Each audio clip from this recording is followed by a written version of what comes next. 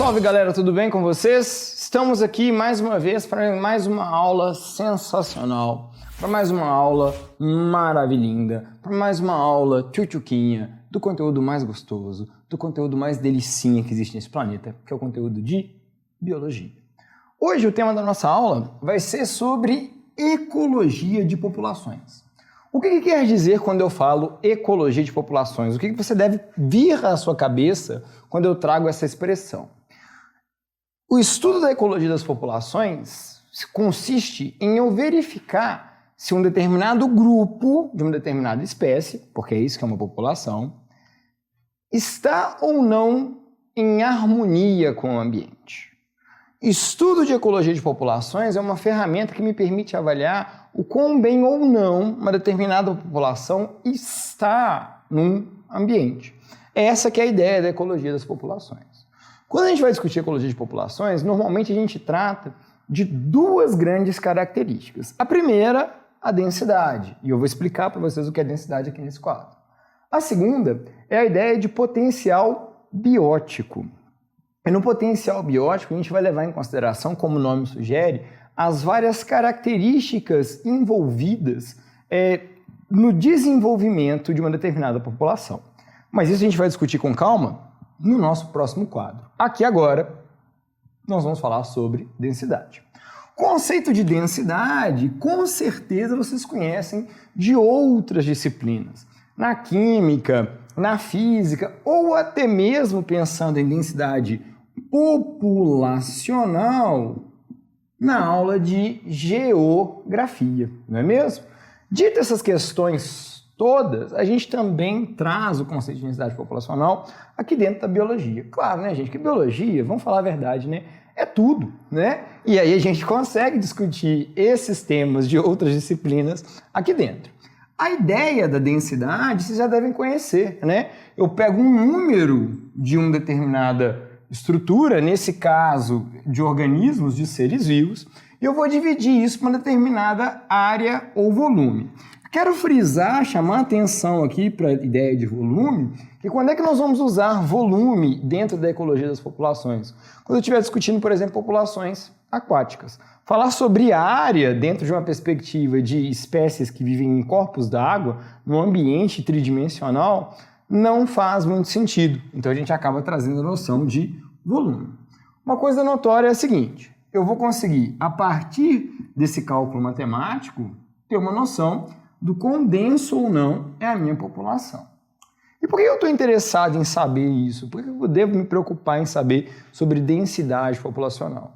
Porque a partir do momento que eu começo a identificar características ligadas à densidade populacional, eu vou começar a perceber se a minha determinada população, se aquele grupo de organismos que eu estou estudando está crescendo ou diminuindo. Ou seja, discutir densidade populacional é uma ferramenta que pode me levar a entender isso aqui, ó, CP. O que é CP? Crescimento populacional, ou melhor ainda, taxa de crescimento populacional. Não se preocupe, daqui a pouquinho nós vamos chegar aqui, eu vou explicar esse cálculo matemático e a ideia da taxa que eu estou trazendo aqui para vocês. Mas antes disso, volta para cá. Fatores que vão favorecer o aumento da densidade. Dois fatores. Natalidade. O que é que diz respeito à ideia de natalidade? Natalidade diz respeito a nascimentos. Quanto maior a natalidade de uma espécie, maior tende a ser a sua densidade. Outro fator que vai favorecer o aumento da densidade serão as imigrações, ou seja, a chegada de novos organismos. Estes dois fatores, natalidade e imigração, contribuirão para o crescimento da minha densidade. Já esses dois fatores aqui de baixo, mortalidade, ou seja, quantos seres vivos morrem e quantos seres vivos abandonam aquele lugar que eu estou estudando, vão contribuir para quê? Para uma redução da minha população, para uma redução da minha densidade populacional. No entanto, estes fatores têm pouca relevância se eu olhar para esses números apenas considerando o número em si. Eu preciso de olhar para esses números e lançar mão de uma escala de tempo. E quando eu pego esses números aqui e levo em consideração uma escala de tempo, eu não tenho mais simplesmente natalidade, imigração, mortalidade e imigração. Eu tenho taxas de crescimento, natalidade e imigração, mortalidade e imigração. Então, quando eu uso essas expressões aqui, ó, esses T's, TN, e aí TN, por que está em azul? Por causa de natalidade, TI, por que está em laranja? Por causa de imigração, e por aí vai, vocês conseguiram entender a ideia? Quando eu uso a ideia de taxa, eu estou dizendo que dentro de uma unidade de tempo. Essa unidade de tempo, ela pode variar muito, muito mesmo. Pode ser dia, semana, mês, semestre, ano. O que é que vai determinar essa unidade de tempo? A própria ecologia daquela minha população. Se forem micro-organismos, por exemplo, onde se reproduzem a cada 20 minutos, eu considerar um mês pode ser um intervalo muitas vezes muito grande. Eu posso trabalhar, por exemplo, com dia ou então com semana. Agora, se for, por exemplo, um mamífero que a gestação demora 6 meses, mês pode ser uma unidade muito pequena. Talvez eu tenha que considerar ano, ou então, talvez, não sei, um intervalo de 5 anos para verificar essas taxas. Então, para eu saber identificar qual que é essa unidade, eu tenho que conhecer as características da espécie. Você é obrigado a saber essas características da espécie, você vai ter que calcular taxas pensando em questões de vestibular, pensando em questões do Enem? Não, você não vai ter que saber. Mas eu estou querendo trazer para você como é que a gente estrutura esse cálculo e os fatores que nós vamos levar em consideração quando a gente está discutindo o comportamento de uma determinada população. Por conta disso, a gente consegue chegar nesse cálculo matemático que é a taxa de crescimento populacional. Se esses valores forem... se esses valores, eu quero dizer o quê? A soma da natalidade mais a imigração sendo subtraída, a mortalidade e a imigração, se o valor que eu encontrar ao final desse cálculo matemático for maior do que zero, eu tenho indicativo que essa minha população está aumentando, ela está crescendo. Se o valor encontrado for menor do que zero, é sinal de que a minha população está diminuindo, está encolhendo. E se for um valor tendendo a zero, ou até mesmo igual a zero, é sinal que a minha população está estável. Dito isso, nós vamos começar a perceber certas características esperadas para certas populações. Por exemplo, populações que apresentam taxas de natalidade muito altas também tendem a apresentar taxas de mortalidade muito altas. Vou dar um exemplo concreto para vocês. Tartaruguinhas. Tartaruga, quando vai para a praia, coloca 200 ovos de uma vez. Olha a taxa de natalidade, ó. Enorme. Só que desses 200 ovos, a gente sabe muito bem que eles não vão todos se tornarem indivíduos adultos. Muitos vão morrer logo nos primeiros dias de vida. Quando a gente faz essa mesma comparação, por exemplo, pensando em nós mamíferos, normalmente a taxa de natalidade nossa é pequenininha. 1, 2 filhotinhos por vez. Mas, ao mesmo tempo, a gente investe no cuidado desse filhotinho, tornando a nossa taxa de mortalidade o quê? Tendendo a ser menor. Perfeito? Dito isso, a gente começa a entender alguns dos parâmetros para eu analisar o quê? Se aquela minha população vai crescer ou não. O que a gente vai discutir agora no nosso próximo quadro é como é que se dá esse crescimento e esse desenvolvimento. Isso tudo está incluído dentro do que eu chamei para vocês mais cedo de potencial biótico. Espera só um minutinho, eu vou trocar o quadro e trazer esse conceito para a gente discutir. Até daqui a pouco. Muito bem, turma, fiz minha troca, né? Fiz minha mágica, troquei o nosso quadro para agora discutir com vocês, então, o conceito de potencial biótico. Vamos entender primeiro o que isso quer dizer. Em via de regra, toda espécie quer crescer o máximo possível, quer reproduzir e aumentar em número o máximo possível. A lógica que a gente deve pensar e a ideia por detrás do conceito de potencial biótico é a gente pensar que o crescimento populacional, e aí a gente lembra que a gente está discutindo ecologia de populações, se seguir a ideia de potencial biótico, a gente tende a observar algo muito parecido com o que seria uma curva exponencial. O que isso quer dizer? Notem aqui no nosso próprio gráfico. Eita, dá umas travadas na língua, né? Horrível, desculpa, gente. Então, olha só. No começo, como eu tenho poucos indivíduos naquele determinado local, a reprodução ela vai ocorrer em menor intensidade. No entanto, à medida que mais e mais indivíduos vão crescendo, ou melhor, vão nascendo e a população vai crescendo, a tendência de encontro entre esses indivíduos, que vão favorecer a um aumento dessa população, tende a ocorrer cada vez mais. Mais indivíduos, mais reprodução. Olha o que vai acontecer com a minha curva de crescimento dessa população. Ela vai começar a crescer cada vez mais, tendendo quase a se tornar paralela a esse meu eixo Y, que eu estou representando aqui pelo tamanho da população. Essa curva de crescimento em verde traz a ideia do potencial biótico.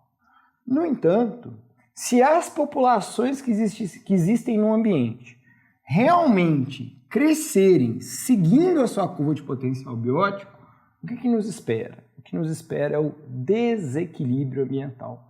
O que nos espera é o desespero. Nós não queremos que nenhuma população de nenhum tipo de organismo cresça seguindo a sua curva de potencial biótico, porque isso representa obrigatoriamente um grave desequilíbrio ambiental. No mundo real, no mundo natural, sempre irá existir uma resistência do ambiente. Que eu estou representando essa resistência do ambiente por essas linhas em azul. O que essa resistência do ambiente está fazendo? Ao invés dessa minha população crescer do jeito que ela gostaria que crescesse, do jeito que ela é capaz de crescer, a resistência do ambiente faz o quê? Opa, peraí, segura a tua onda, você não vai crescer dessa forma não. Logo, sempre, ou pelo menos deve sempre existir uma diferença entre a curva de potencial biótico e a curva de crescimento real de uma população. Quanto maior essa diferença, maior é a resistência do ambiente. Eventualmente, essa minha população é de se esperar que ela entre em equilíbrio com o ambiente. O que eu estou mostrando aqui? Ó? Reparem que ela foi crescendo, crescendo, crescendo, de repente ela começou a apresentar pequenas oscilações. Se eu fosse continuar meu gráfico, essas pequenas oscilações deveriam continuar aqui indefinidamente. Por quê? Porque chegou-se à capacidade de suporte do ambiente. O que quer dizer essa ideia de capacidade de suporte? É o máximo que aquele determinado ambiente consegue suportar dessa espécie, dessa população que eu estou discutindo. De novo, potencial biótico é o tanto que aquela determinada população consegue crescer. Resistência do ambiente é o freio que eu dou nesse vontade de crescer. Crescimento real, como o nome sugere, é o que realmente está acontecendo. E quando a espécie está em equilíbrio, o que está determinando esse equilíbrio é justamente o ambiente em que aquela espécie está inserida. Vale a pena a gente refletir aqui um pouquinho sobre a espécie humana. A espécie humana, no último século, tem conseguido sistematicamente crescer de acordo com o seu potencial biótico. Nós nos tornamos muito eficientes em reduzir a resistência do ambiente, principalmente por quais estratégias? O desenvolvimento da agricultura, o desenvolvimento das vacinas e o desenvolvimento dos antibióticos.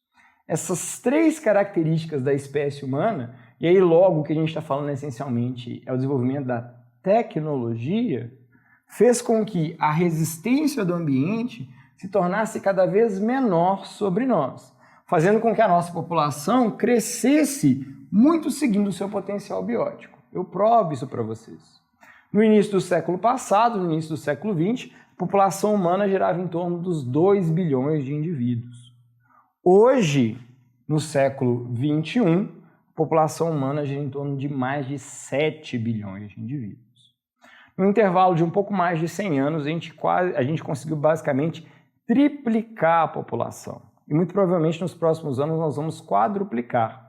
Os demógrafos acreditam que a população humana deve estabilizar em torno dos 10 bilhões de indivíduos. Isso está relacionado diretamente a gente ser capaz de diminuir a resistência do ambiente. Perfeito? Bom, dito isso, turma, a gente precisa de começar a entender o que vem a ser essa resistência do ambiente. Já trouxe alguns exemplos quando eu falo para vocês o que a gente tem feito para reduzir. Mas vamos estudar com mais calma. Primeiro, eu posso pensar em fatores abióticos, ou seja, fatores não vivos que podem exemplificar o que é uma resistência do ambiente. Exemplo, catástrofes ambientais, um terremoto, um tsunami, uma erupção vulcânica, ou uma própria alteração climática, uma seca muito prolongada, ou ainda, simplesmente um espaço ficando cada vez mais lotado, mais cheio. São exemplos de fatores abióticos que vão funcionar de forma a frear o meu potencial biótico. No entanto, a gente costuma dar mais bola, pensando em ecologia de populações, aos fatores bióticos, aos fatores vivos que freiam o meu potencial biótico. O primeiro deles é a ideia de competição. E essa competição ela pode tanto ocorrer dentro da mesma espécie, quanto entre espécies diferentes. Normalmente, nas competições intraespecíficas, que acabam funcionando como um fator de resistência ambiental, a gente vai ter basicamente competição por espaço, mas é esse espaço, a gente pensa numa perspectiva de território, ou parceiros sexuais. Quando a gente pensa, por exemplo, na perspectiva de espaço, eu posso pensar uma determinada espécie que briga para construir o seu ninho naquele local pré-estabelecido. Quando eu penso na ideia de fêmeas, geralmente a gente nota que algumas espécies se organizam num sistema de harém. Eu tenho um macho alfa dominante com várias fêmeas, que ele acasala com essas várias fêmeas para perpetuar a espécie. Eventualmente, um novo macho quer tentar ocupar esse cargo de macho alfa. Eles entram em combate. Um provavelmente vai manter ou perder aquele posto, né? Por conta disso, se estabelece uma competição. Logo, a curva não consegue seguir a ideia de potencial biótico. Na competição interespecífica, vale a pena a gente entender que quando a gente discute a ideia de competição interespecífica, pensando em resistência ambiental, a gente está basicamente pensando no princípio de exclusão de Gauss. Competição interespecífica está diretamente ligada à sobreposição de nichos ecológicos. Quando há sobreposição de nichos ecológicos, com certeza a resistência do ambiente se tornará maior. Principalmente se eu tiver uma espécie que é muito mais eficiente do que a outra. A tendência é que a resistência do ambiente se torne cada vez maior e o crescimento populacional, ao invés de seguir essa tendência, ele acabe diminuindo de forma drástica, que pode inclusive levar à extinção de uma espécie. Além disso, eu posso pensar na ideia de predatismo. Predadores se alimentam de outras espécies. Os predadores, normalmente, são um dos principais fatores de controle populacional de determinadas pragas urbanas. Por exemplo, existem estudos que mostram que se a gente eliminasse as diversas espécies de cobras que existem no mundo, o mundo seria tomado por populações de roedores, né? As serpentes têm um excelente papel em controlar a quantidade de roedores. Ou seja, os predadores estão sempre acompanhando a curva de crescimento de suas presas. Se a curva da presa cresce muito, depois de um tempo a curva do predador também irá crescer. Eventualmente, quando a curva da presa começa a diminuir, porque ela está sendo muito predada, após algum tempo a curva do predador também irá diminuir. O que eu quero chamar a atenção para vocês? Essa curva de crescimento populacional, ela tende sempre a estar o quê? Ela tende sempre a estar oscilando. Oscilando, mas respeitando uma certa ideia de equilíbrio. Esse equilíbrio que está relacionado à capacidade de suporte vai depender de qual espécie eu estou discutindo. Eu poderia pensar numa curva de crescimento real populacional muito mais baixa ou muito mais alta. O que é que vai determinar isso? Qual é o nível trófico que eu estou olhando? Se eu estou olhando para uma espécie de baixo nível trófico, próximo aos produtores, ou então os próprios produtores, a minha curva de crescimento real populacional tende a estar mais aqui em cima, porque a capacidade de suporte tende a se deslocar mais para cima. Se eu estou mais perto dos níveis tróficos mais altos, dos predadores topos de cadeia, a tendência é que esse meu crescimento real populacional tenda a estar aqui mais para baixo, porque a resistência do ambiente tende a ser maior sobre esses organismos. Não porque estes fatores são maiores, mas muito principalmente por conta da ideia de energia menor disponível, igual a gente discutiu na nossa aula de cadeia alimentar. Não se lembra disso? Depois dessa aula, assiste lá que você vai lembrar dessa questão do desprendimento de energia a cada nível trófico. Além do predatismo, a gente pode também considerar a ideia do parasitismo. Parasitas também são excelentes fatores como resistência do ambiente. Com um detalhe, muitas vezes os predadores eles não são específicos. Eles atuam em vários organismos diferentes, enquanto muitos parasitas são hospedeiros específicos. Parasitas tendem a exercer uma maior influência de resistência ambiental sobre a minha população. Que é um exemplo muito interessante, vamos analisar a própria pandemia de Covid-19. A pandemia da Covid-19, ela é uma pandemia humana e humana apenas. O mundo natural não está sofrendo com a pandemia de Covid. Na verdade, num primeiro momento, ele foi favorecido pela pandemia de Covid. Porque por conta de várias pessoas serem obrigadas a ficarem em casa, a gente notou uma melhoria em certos fatores ambientais. Reparem, parasita funcionando como um fator de resistência ambiental.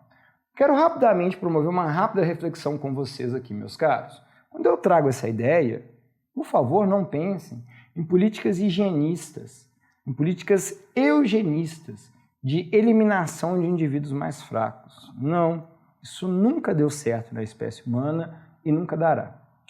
O que fez a nossa espécie sobreviver e perdurar foi a colaboração. O que a gente precisa de pensar sempre é na ideia de estabelecer formas de colaborar mutuamente. Quanto melhor nós formos em colaborar uns com os outros, melhor será o nosso equilíbrio ambiental, melhor nós vamos lidar com a capacidade de suporte do ambiente. É nisso que a gente tem que pensar e é nisso que a gente vai discutir em outros momentos, principalmente quando a gente for discutir impactos ambientais. Meus caros, então hoje a gente discutiu a ideia de ecologia de populações. Apresentei para vocês o conceito de densidade e os fatores que interferem nessa densidade populacional, considerando o crescimento populacional, além de explicar para vocês o que é o potencial biótico e como a resistência do ambiente atua como um fator regulador no meu crescimento populacional, apresentando alguns desses fatores e as características que eles apresentam. Espero que vocês estejam bem, que continuem bem e até o nosso próximo encontro. Tudo de bom para vocês e até mais!